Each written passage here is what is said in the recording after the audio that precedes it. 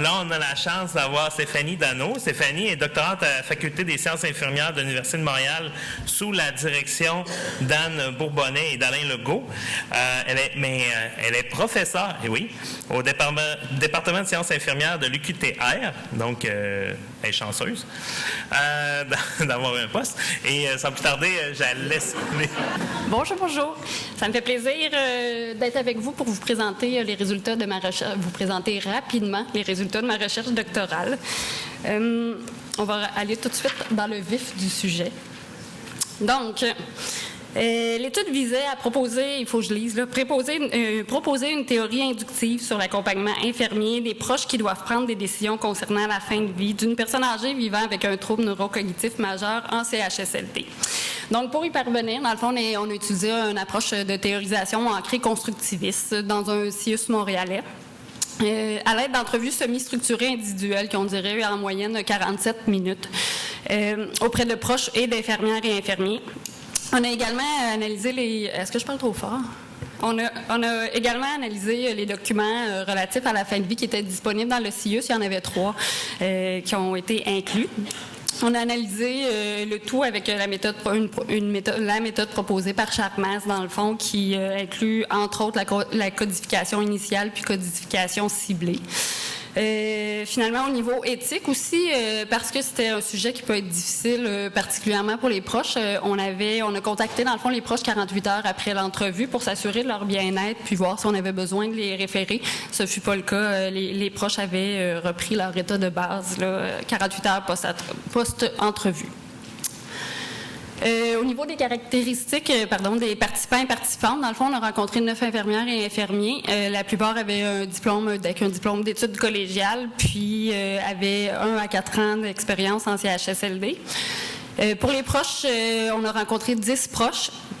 4 accompagnaient un résident qui était toujours en vie, puis 6 avaient accompagné, dans le fond, une personne qui était décédée de 3 mois à 5 ans avant l'entrevue. 7 enfants adultes, 2 conjoints ou conjointes, puis un membre de la belle famille, dans le fond, du résident. Les résultats, dans le fond, sont présentés sous la forme d'un modèle. Je m'excuse, je vais juste me rendre. Donc, au niveau du modèle, ce qu'on voit, l'accompagnement, dans le fond, va débuter par un déclencheur, dans le fond, que je vais y revenir juste après. Ensuite, va véritablement s'engager le processus d'accompagnement pour l'infirmière, mais cet accompagnement-là, va beaucoup reposer sur le lien de confiance qui a été établi entre les proches et l'équipe soignante. Ensuite, quand ce lien de confiance-là est établi, là, l'infirmière va pouvoir davantage accompagner, si on veut, d'abord en explorant le refus des soins palliatifs, ensuite en permettant aux proches d'être témoins, puis finalement en accompagnant par l'enseignement au moment opportun et en transmettant clairement l'information.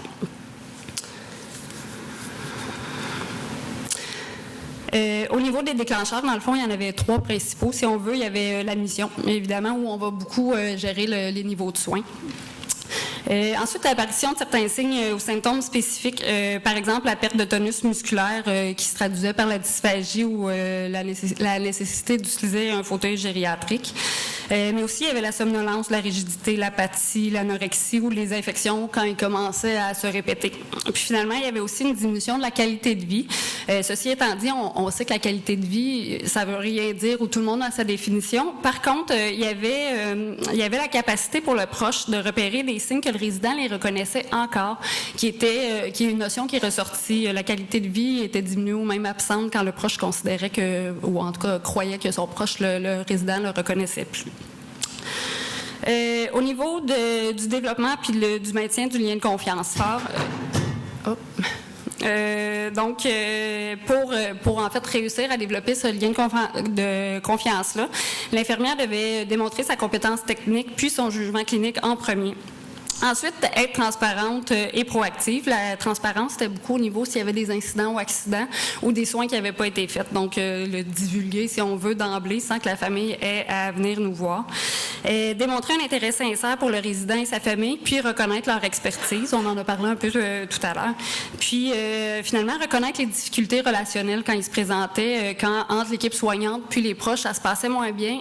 Juste le simple fait de reconnaître qu'il y avait une difficulté, de la nommer, ça l'aidait déjà à rétablir, si on veut, un certain lien de confiance. Au niveau de l'exploration du refus des soins palliatifs et de fin de vie, l'infirmière devait dans le fond explorer puis intervenir au niveau de la crainte de l'abandon. On en a parlé aussi. Autant la famille avait l'impression qu'en acceptant des soins palliatifs, elle abandonnait son proche. Donc, j'abandonne ma mère si je dis que c'est correct des soins palliatifs. Mais aussi, au niveau de... la famille avait l'impression que l'équipe soignante abandonnait le résident et sa famille. Aussi, il y avait la crainte aussi à explorer des soins sous-optimaux. On sait que la population, des fois, associe les soins palliatifs à pas de soins du tout ou moins de soins. Puis en fait, des fois, les professionnels pensent que c'est ça aussi, mais bref, explorer cette dimension-là. Finalement, explorer puis explorer puis accompagner l'incertitude, la culpabilité et le besoin d'espoir. Je vais passer à permettre d'être témoin. Le reste, on pourra en parler tout à l'heure. Permettre d'être témoin, c'était quand même important. Dans le fond, c'était une des notions importantes où, dans le fond, l'adage « faut le voir pour le croire » était importante. Il y avait une différence entre se faire dire que ta mère vit de la dysphagie ou s'étouffe et le voir un épisode d'étouffement. C'est beaucoup plus parlant pour la famille. Puis en fait, le fait de ne pas le voir pouvait créer de la méfiance chez les proches qui associaient la détérioration de l'état de santé de leurs proches aux soins prodigués plutôt qu'à l'évolution de la maladie. Donc, pensaient que ma mère est somnolente, c'est parce que tu lui as donné trop de médication.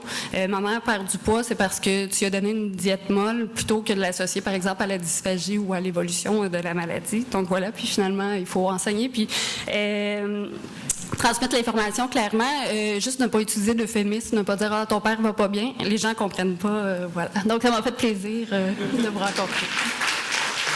Ça fait plaisir.